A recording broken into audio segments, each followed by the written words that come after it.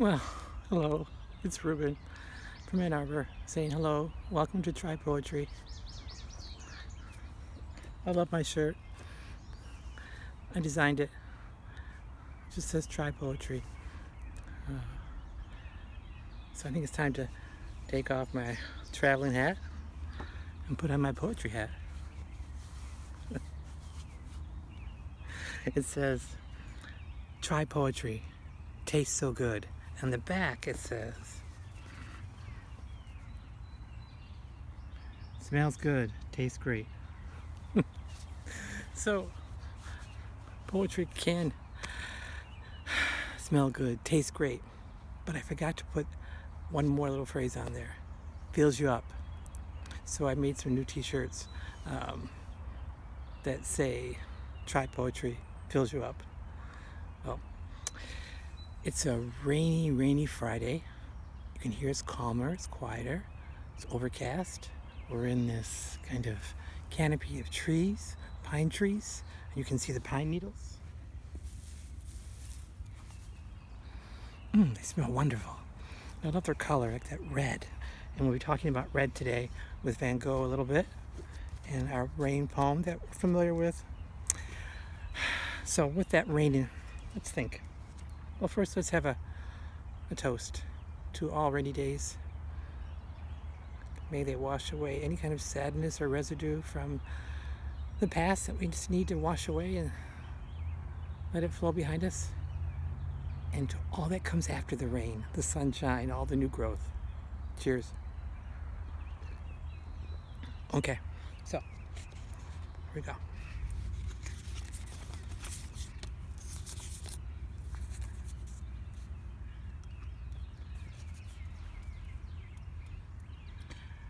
April Rain Song, which we're going to call May Rain Song.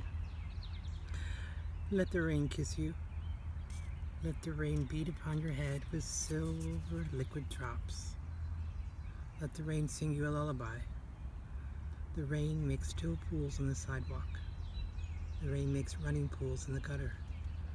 The rain plays a little sleep song on our roof at night. And I love the rain. Well, we're ready for the rain. On my walk here, it was more like a misty spritz of rain. And I think it stopped. So I do love the rain. And my suggestion to you today is if you have a chance to get out your little journal or composition book and pen your own little poem or pithy prose. Here, there's mine. Or add, like we did a couple weeks ago, we added a verse to Langston Hughes' April Rain Song. And it had to do with, I dip my toes in the mud and slip slide all the way home. Slip glide all the way home. And in my little verse there, I was hoping you get the sense of what it felt like when you were little. You were able to run barefoot on the front of the house on the sidewalk and put your feet in the puddles and just splash a little. So, but rain also makes you think of, it can be melancholic, especially if it just can be. And we've been thinking a lot about Van Gogh, who I don't necessarily think is, I don't categorize him as a melancholic artist, or I'm sure he had a very rough mental health life, but he also did some amazing creating, and he also knew love. So I wanted to share with you what he was talking about, because here, let's see, right here.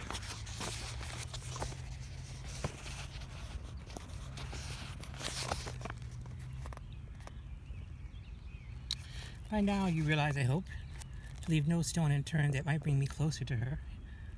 I think he was talking about, Vincent was about his love, Pinky, back in Paris. And that is my intention, to go on loving her until the end. She loves me too. Plus elle disparaît, plus elle apparaît. maybe keep on loving until it becomes apparent that until she does. Theo, are you by any chance in love as well? I hope you are, for believe me, even in its petite misère have their value.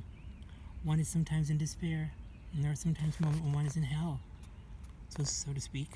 Yet there's also something different and better about it. There are 3 stages. I love how he's just like so nonchalant. There are 3 stages of love. Here we go. Stage 1. Not loving and not being loved. Stage 2.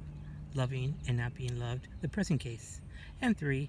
Stage 3, finally, loving and being loved.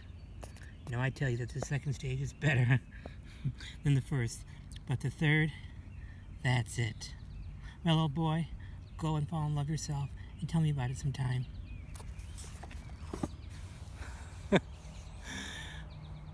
So there he is, writing about love, thinking about love, and hoping, always hoping for love. So I think that's a recurrent theme for many artists and writers and thinkers and just everyday livers like you and I. The idea of hope, or whatever we're working toward or working on. So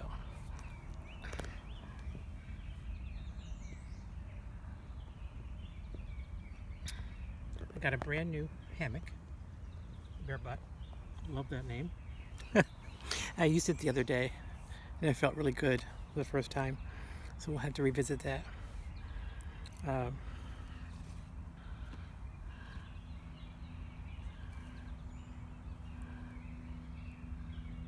Bull Gouging the Matador, poems by Patricia Smith and Sheer Ehrlichman. So let's delve in.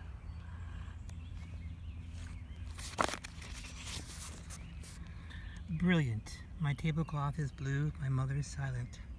I cry at the kitchen table after our 5 months apart. She sits, takes me in. My tablecloth is blue, my mother is a sea lion. I am surfing in California with a butch named Donka. You won't believe it, I shout, paddling over. My memories are silent. Every line is blue. I'm laughing at the foot of a mountain with my mother. Don't ask me for the true story. There's nothing that you want here. Turn around. You're so see-through. The truth? I'm 27 years old, too old for that shit. I want to see you backwards. That's how I was. Don't mind this for answers. I am a sea lion. Stare into me, and me, mother. These waters are silent. This kitchen table is a mountain. I remember going to this reading a number of years ago by Patricia and Shira in Ann Arbor. And I like to hear new poets when they read at bookstores or have scheduled readings at the university. So I hope you get a chance to listen to new artists as well. And maybe sign up at open mic poetry night at your local coffee shop. Can you hear the birds? So on this Friday, this Memorial Day weekend, 2020, it's like there's such immense pressure in that year. Don't you think in this year of 2020 we should have 2020 vision? Or isn't, what is it? Something is 2020. Regret or ret? I don't know the expression. But maybe we can use our 2020 vision to see forward, to make our way.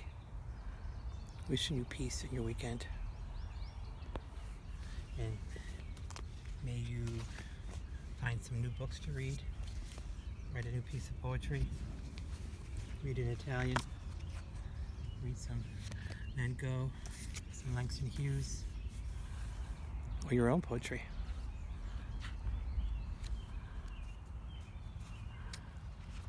I'm going to read one of my favorite all-time paragraphs in poetry, Traversate by Ciro Tremolatera,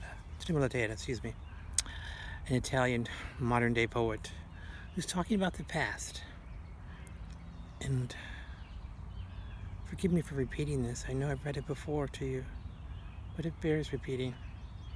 ora vivendo nel mondo grande e terribile, a volte senza mai sapere perché si continua a cantare.